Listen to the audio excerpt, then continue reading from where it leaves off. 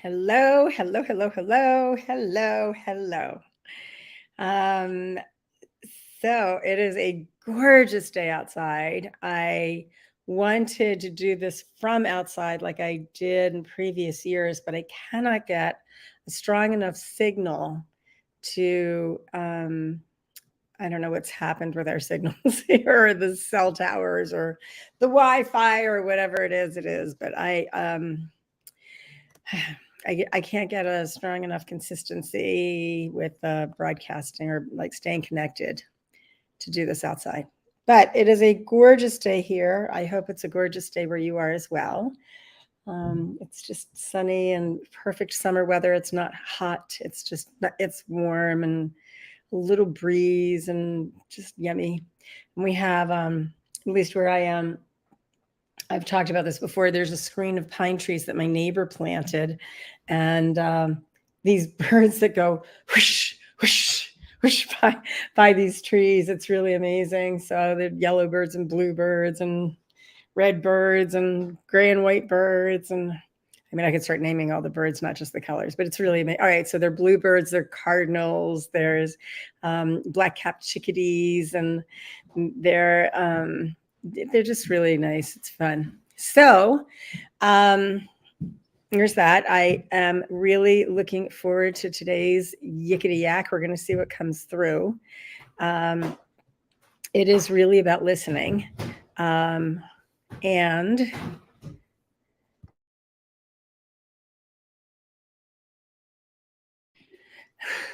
so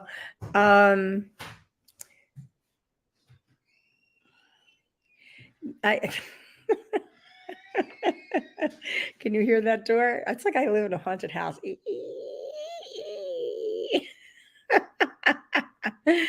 So Rita, our resident angel, I was like, we're broadcasting. She's like, oh, I'm sorry, and then just kept going. Pretty fun. Okay. And here it comes again, the haunted house door that you can all hear right here. Like, oh my God. Well, that's how it is. You know, some people think I'm a witch. So, the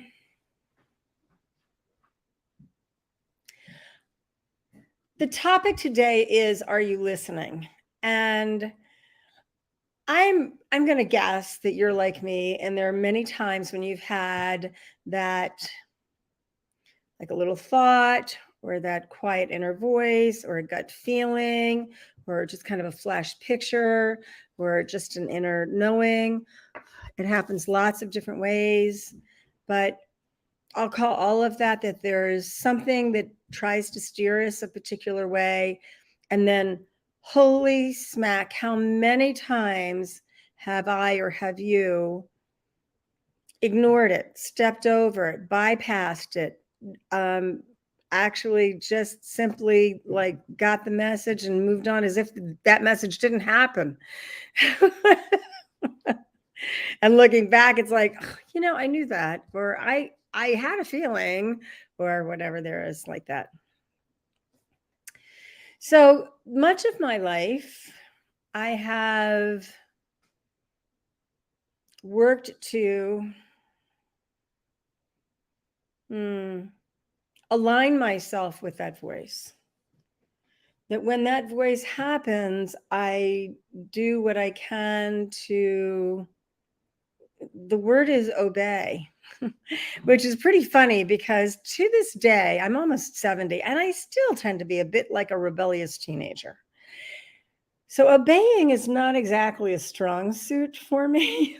I am not the docile, demure type at all. Or as somebody, I had friends on Sunday, I spent the day with them, and he said he definitely has a knack for surrounding himself with incredibly powerful women. His wife is an incredibly powerful woman. His cousin, and who's also one of his best friends, is an incredibly powerful woman. They work together. And I have to tell you, and so I'm in that, he was laughing with me being in that category. And I just,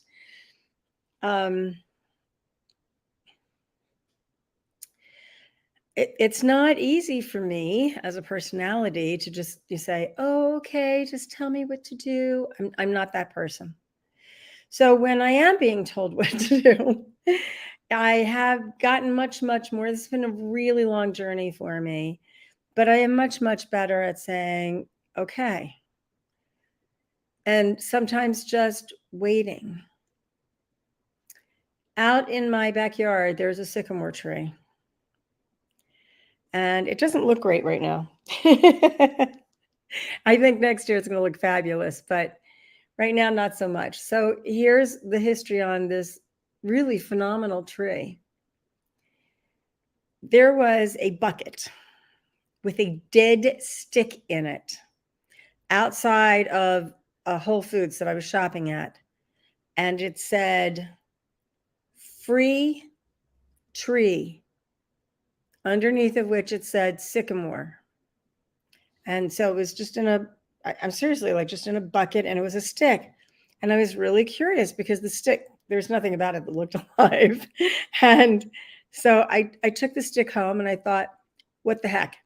I'm going to go along with it. It seemed like a joke, right? So I take this thing home, I dig a hole, I take the stick out of the dirt that it's in. And in fact, there are no roots or anything on the stick, nothing. I mean, it's just a dead stick. It was about that. So that long, whatever. I don't think you can see me. So, but about a foot, it was about 1.5 feet, maybe 1.5 feet long, if including what was in the dirt. And I put it in the ground. I mean, I put in mulch and like good earth, planting dirt. And I watered it. And I said to it, now it's up to you. I am not somebody who takes care of my garden very well. I am not going to coddle you. I'm not going to come out and sing to you, although I will sing to my plants, but I'm not going to do that here. And right now there's a deer running across my yard. And what I am going to do is let you sit here in the sun with the elements. And if you live, I will be so happy. And if it turns out that you're just a dead stick and I was part of this prank, it's really okay with me. But I have to say, I kind of hope that you will live. You should also know I'm not going to cover you in the winter. You either make it or you don't make it.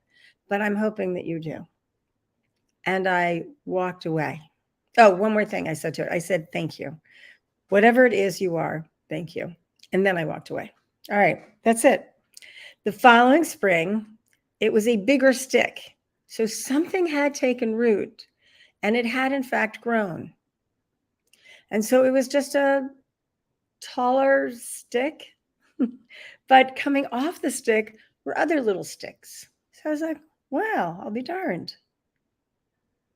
And I gave it its annual good dirt with lots of nutrients. I gave it a special watering it when I gave it extra dirt.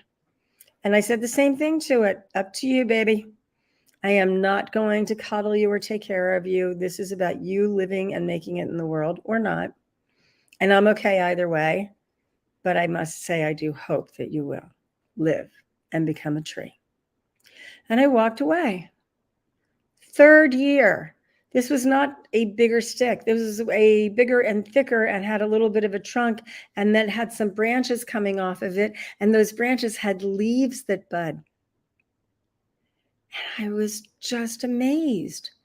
Honestly, it's a dead stick that wasn't dead. Over the years, this has become I don't know, must be 25, 30 foot high, luscious, gorgeous sycamore tree. It's beautiful.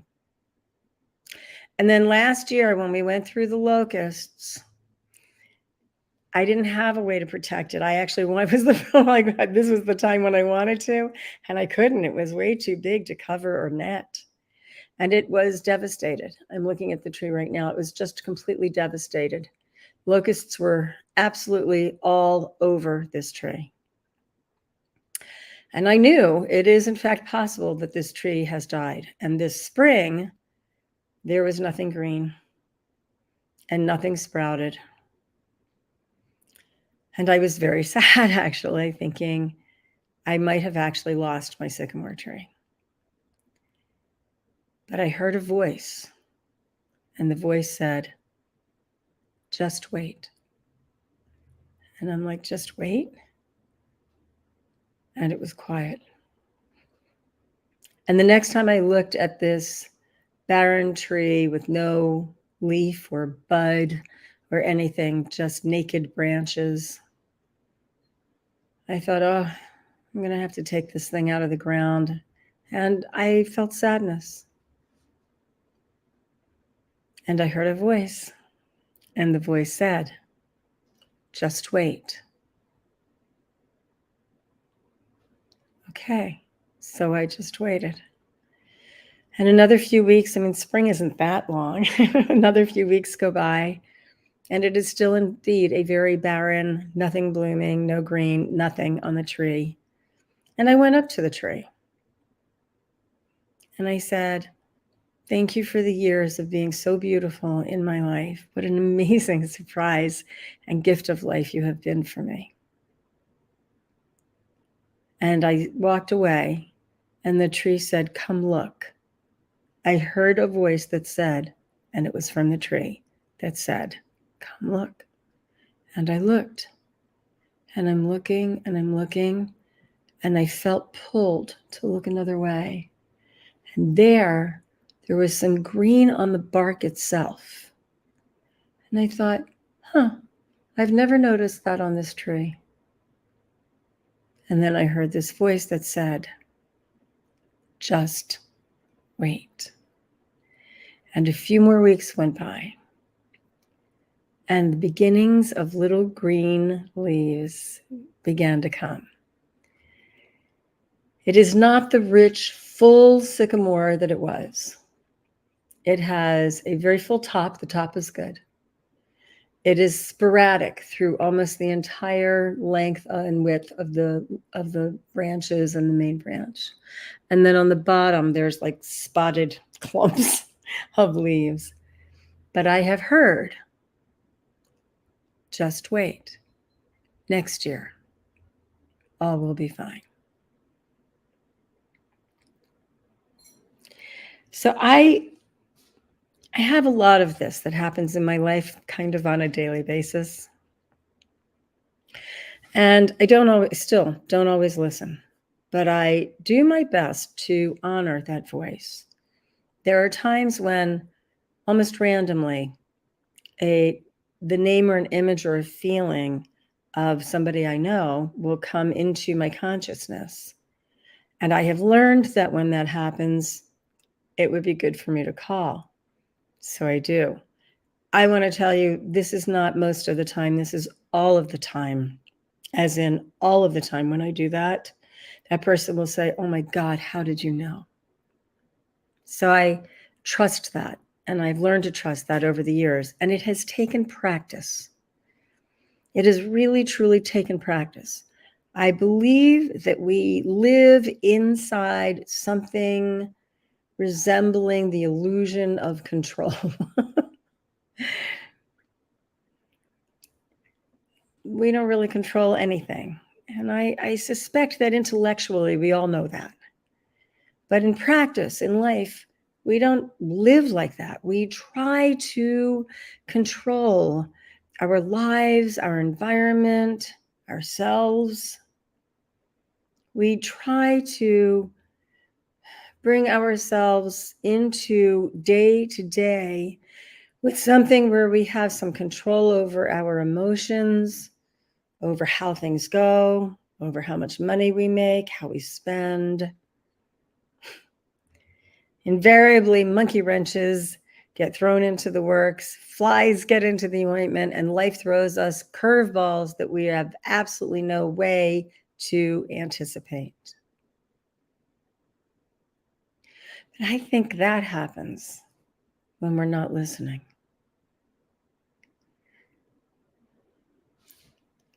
My most amazing one recently was in the writing of the second of 5 weekends and 4 classrooms, the second weekend for the 9th level program of Ascension.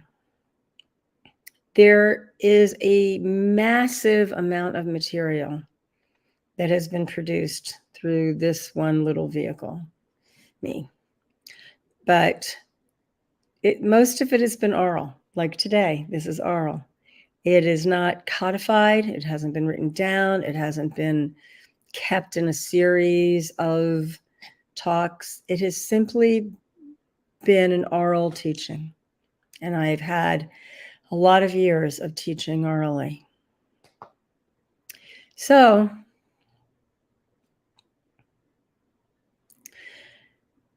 when I begin a course, the manual is already written. For every single one of the 4 that came before Ascension, the manual's been written. I actually have something that I can use to teach from, but not with Ascension. It's just this enormous body of oral teachings. And some of it's been written down. I actually do have a rather substantial manual, but it's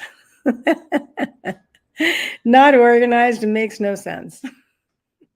And there are things that have come in since that manual was printed out that have nothing to do with the manual, but have everything to do with the way this course is supposed to go. Before coming into the second weekend of that course, I kept hearing, just take a step, the step will rise to meet you. Just let your foot and leg go out and step down as if you're walking. Take the step and the step will rise up to meet you. So it's like, take the step and the step will rise up to meet you. I heard that. I did believe that. I trusted that. But every single time I sat down to write the classwork for that weekend, which was in May, it was like some force beyond myself, like boom. And I was out, I was asleep. When I would come to, which could be anything from 10 to 30 minutes later, honestly, I was like dazed and stoned. And it was the most like thick feeling. And I needed to lie down. I wasn't like I was being attacked. It was just like I wasn't being allowed to write. It just wasn't happening. And as I would lie down and just go to meditate, I would hear, just take the step will rise to meet you. I'm like, I'm trying to take that step. And then it was simply this, have faith. Just have faith. Well, I want to tell you, this went on for weeks and weeks. And in those weeks, at some points, I would just give up. I would say, I guess I'm not writing this now. I'll do something else. And I always had plenty of work to do, so I would be doing something else. And eventually I started to get really nervous because the weekend was coming and this really needed to get written and it wasn't getting written. And at some point, the day before we were leaving for the weekend, I thought, you know what? Maybe it's not going to be written. Maybe I just need to sit there and let come out of me whatever it is that comes out of me, as has happened before. I thought it was supposed to be with this topic, but I'm going to take the step and allow the step to rise up and meet me. And the following morning, I sat down at the computer actually to do something else. And what happened was the writing of the workshop. It was incredible. It just was at that time. It made the whatever control I thought I had, whatever discipline I thought I had, whatever correct motivation or organization or any way at all of me as an identity putting this together, fly out to the wind like feathers in a breeze. Gone, picked up and wafting one way or another, but definitely not settled in anything that had any resemblance to organization. And so it was written as last minute as anything could possibly be written. And leading that course, the end of the weekend, across the board, the entire class, and it's a full class, point blank said, this was far and away the best weekend they have ever had. The most important, the most enlightening, the most evolving ever. Ever. Go figure. So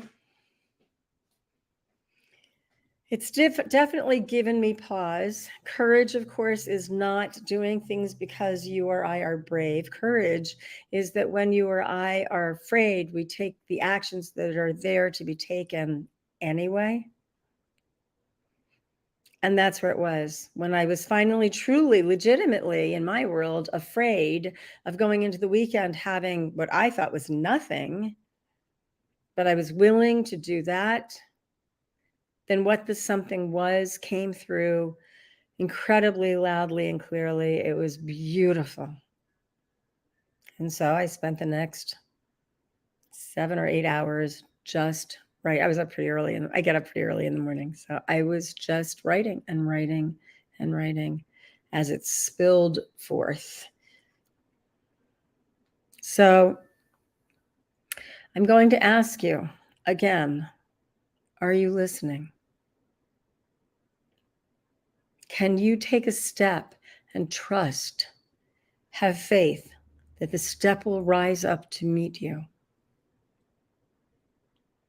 Just take one step and trust that step will come up. It will rise to meet you. Are you listening? So the one other component of this that obviously goes with the puzzle, I think, is surrender. And I want to be very careful in talking about surrender because surrender is really not the same as subjugation, and it frequently gets mushed together.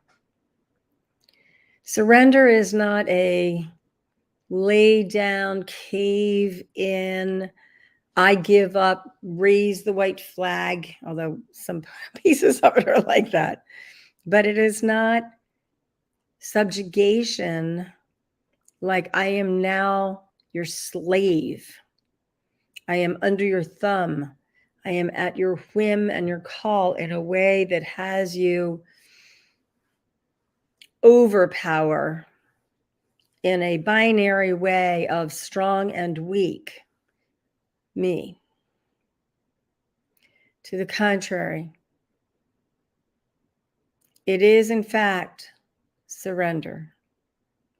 There is an I that gives up, but the I that gives up is that part of me that recognizes ego and says, I choose to give up my ego. I surrender. My ego is not my ruling voice. There is a whole universe, whatever you want to call it, Wakantanka, Allah, God, Adonai, Hashem, Father, Mother, Spirit, God, Goddess, God, Goddess. Whatever it is, Vishnu, I mean, just it keeps going. The names that we have for all that is universal consciousness, spirit, creator, whatever verbiage works for you, using that, relying on that, trusting that. It, which is so much more than just I, knows so much more than I. Having the courage to surrender. But first, are you listening?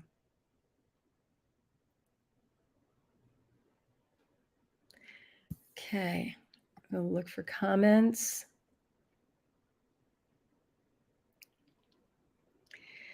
Hello, Mark Haven. I don't know if I know you, but hello. Oh, I'm looking at, it's not a good picture that comes up, but I'm kind of wondering if you're Moshe. Billy said, surrender isn't easy for me, but when I remember the times in the past when I did, and what life was like after that, unfailingly more betterer, much more betterer, I can muster the courage for that leap of faith.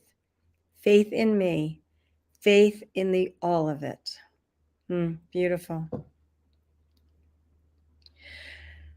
I will say the faith in me part, for whatever it is worth, is trust. Mark Haven says, yes, Moshe. Hi. Nice to see or hear from you again. So I will say that I don't know that I have faith in me, for whatever that's worth.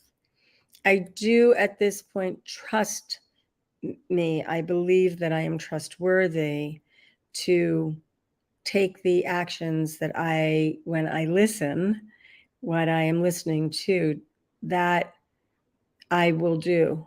I will, there's that word again, obey.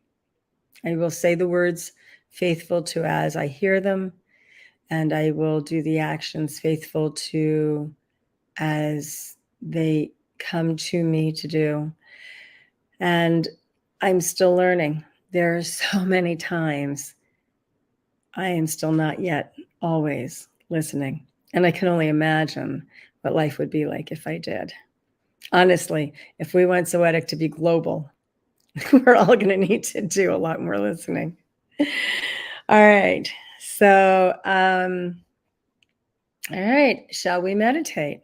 Any other comments? Any questions?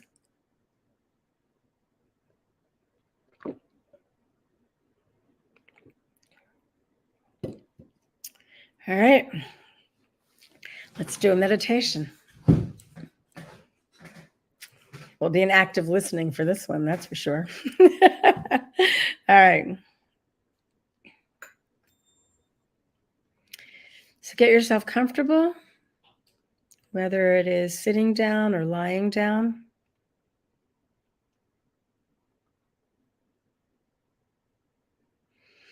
Make sure that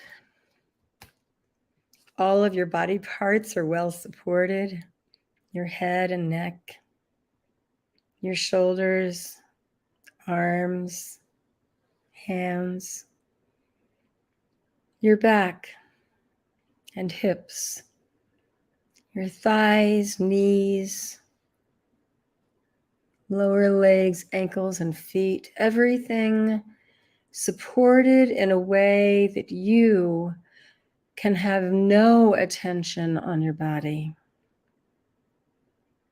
as a result of the body being fully supported.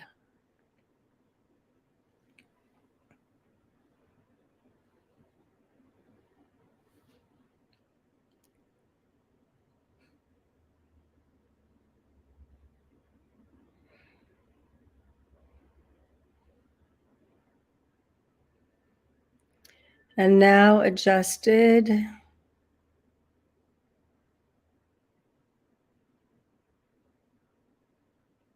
If you wear glasses, take those off and close your eyes.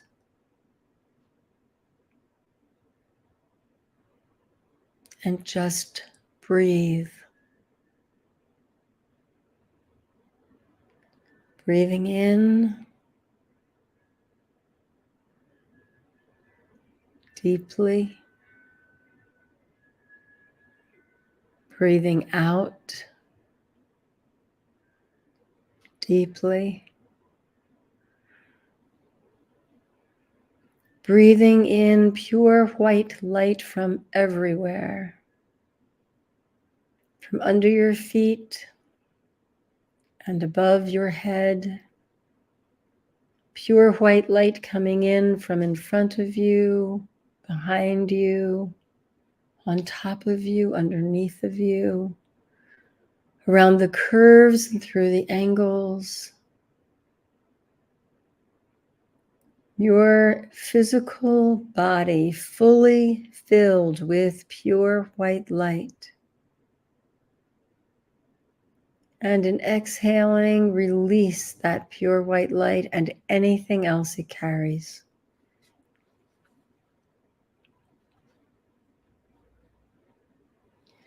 Directing your breath into all that is,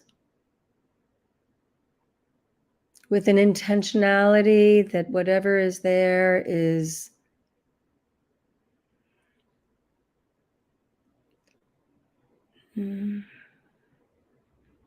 moved, altered, you get to say, in a way that creates, you get to say.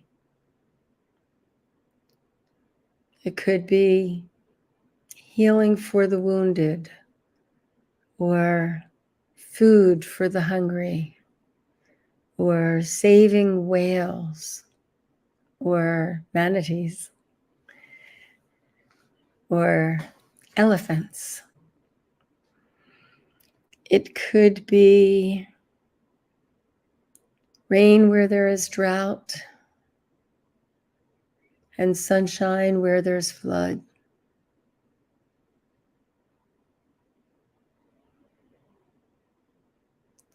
It could be coming back for healing you in a relationship with someone where that relationship calls for healing.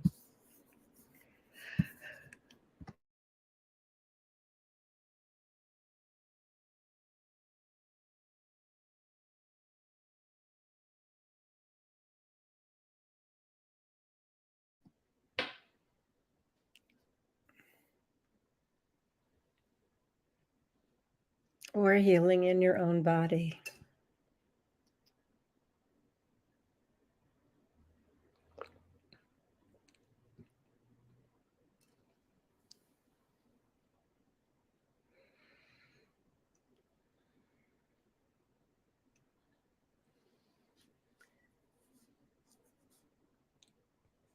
Thought is creation. Every thought you have is creating a whole world.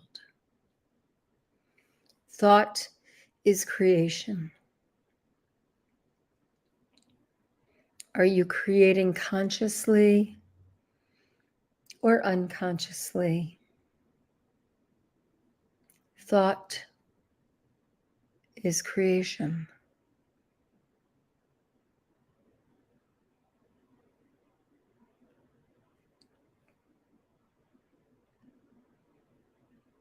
As you breathe pure white light in from everywhere,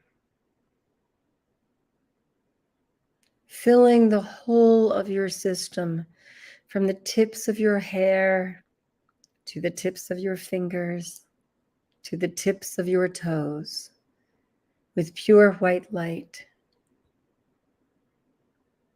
Gather into that light any impurities anywhere in your system.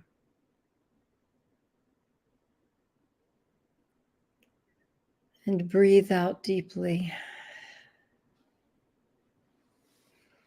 giving it all to the all that is, and allowing universal consciousness with your creation to transform that energy into whatever healing energy you determine.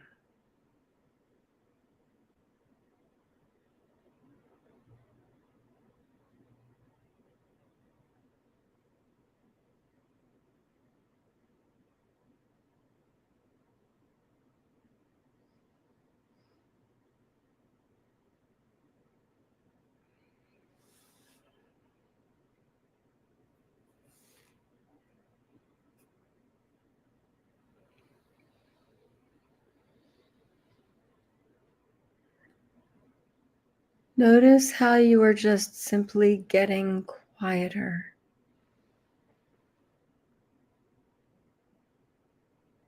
And allow that.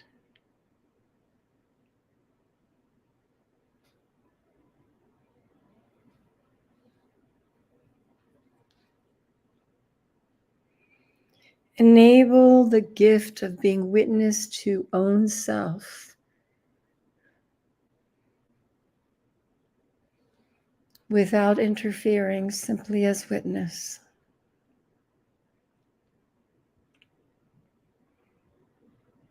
The quiet is neither good nor bad, not right or wrong, not even better or worse. The quiet is simply the quiet.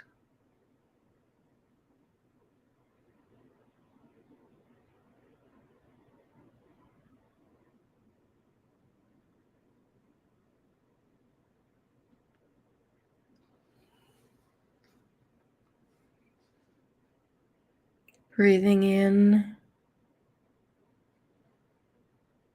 and breathing out. Filling the whole of your system with pure white light. And this time on the exhale, surround the entirety of your body with pure white light, covering yourself wholly, top, bottom, sides, front and back. Pure white light covering and filling all of the curves, all of the indentations, all of the nooks and crannies.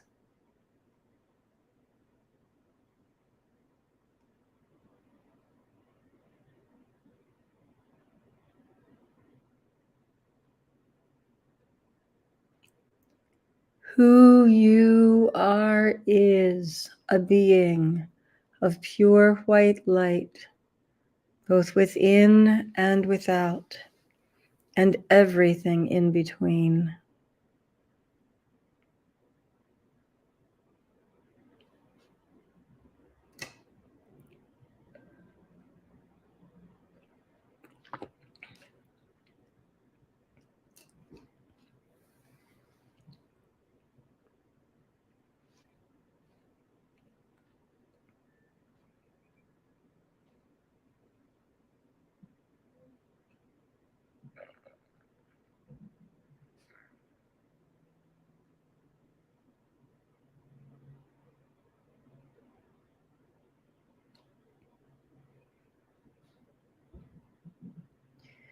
Bring your consciousness deeply within your own being. Not just physically, but really dive into the center of your consciousness. It's bringing your consciousness deeply within its own self.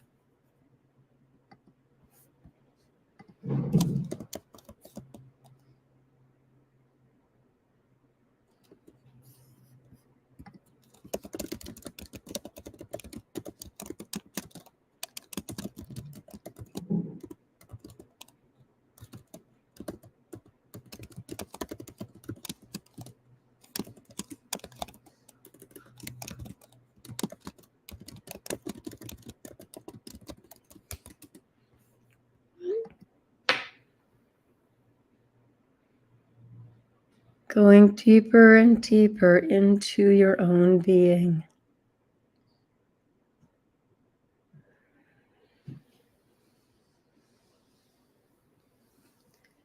And as you do, notice that you can also go deeper and deeper outside your own being. Further and further into all that is, holographically, in all directions.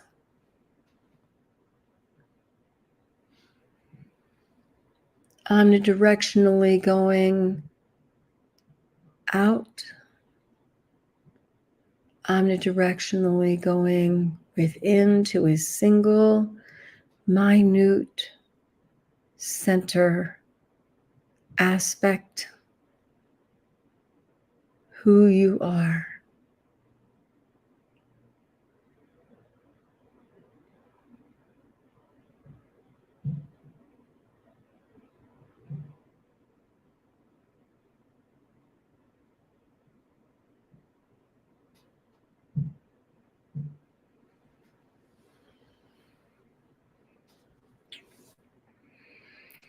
In this quiet, ask, what is next for me?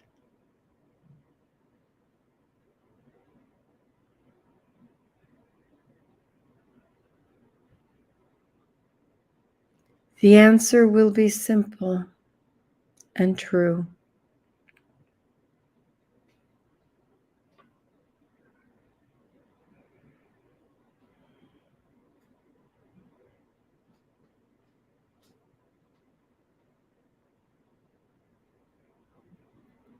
What is next for you?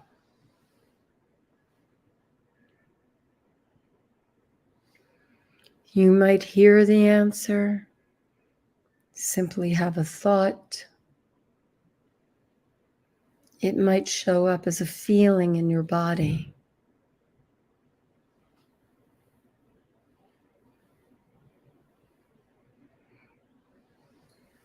It may just be an emotional feeling that goes from where you have been to where you know you can be.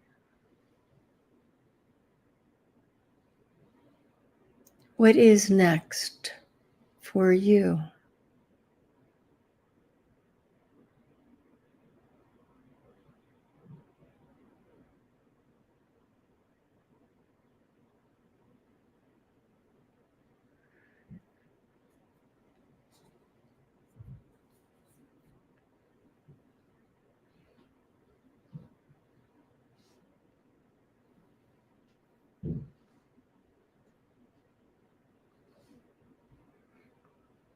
Allow yourself to let that simple answer reside within you.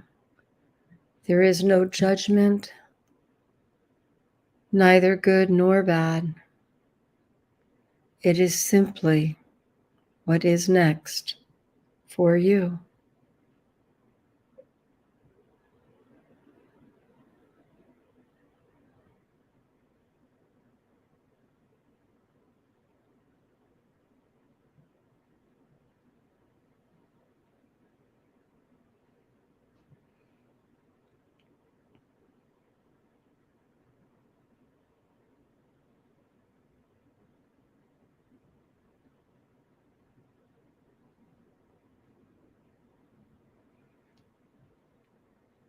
Simply let that answer be what it is. There is no concern of how. There is no concern of why.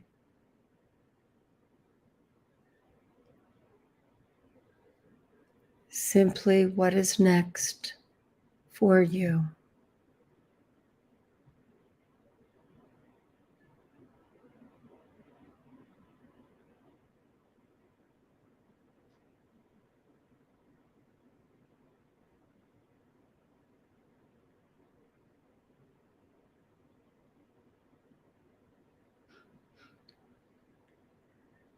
Allow yourself to rest inside of what is next for you.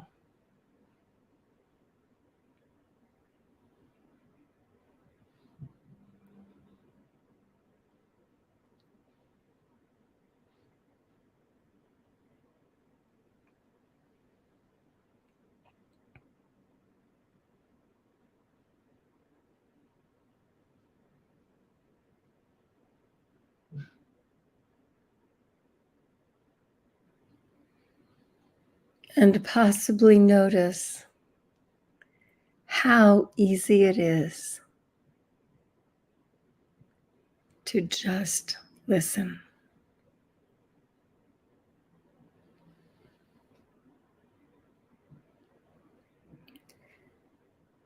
Take a deep breath and hold that breath, allowing to reside within your own being, knowing what is next for you. And let that breath go. Again, take a deep breath in, hold that breath, honoring that you have heard what you have heard. Sniff in just a little bit more air and simply let that be and let all of that go. And one last time, a deep breath in, holding that breath. Recognize you have free will. You can choose to do what's next or not. And you are the one with all the power. and let your breath go. And gently open your eyes.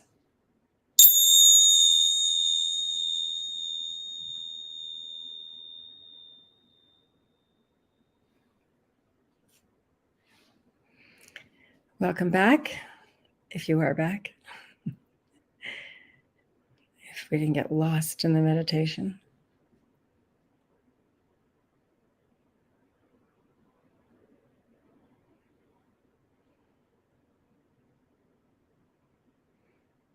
Any comments? Anything anybody wants to say? Any comments? Anything anybody doesn't want to say?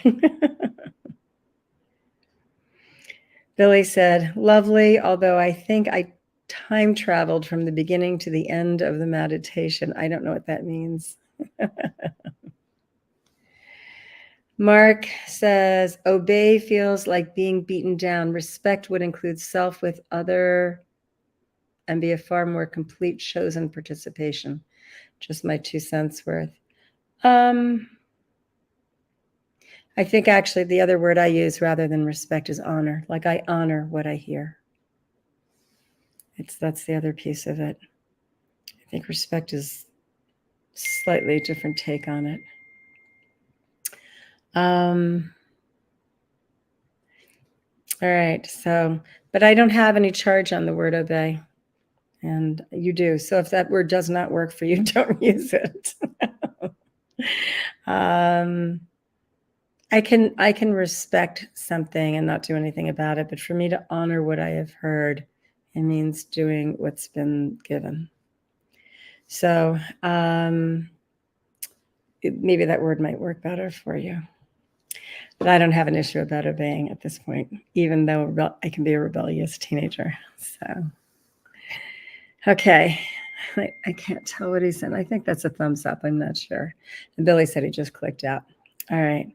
Have an amazing week. I don't know why it feels like Friday to me, but it does. I think it's because I'm headed into integration, our 4th level course, and everything's about preparing for this amazing 2-week retreat.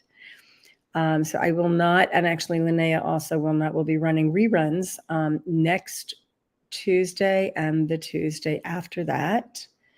And then we'll be back for a week for a live broadcast. And then the week after that will again be a reposting because we will be at Ascension, the 5th level course.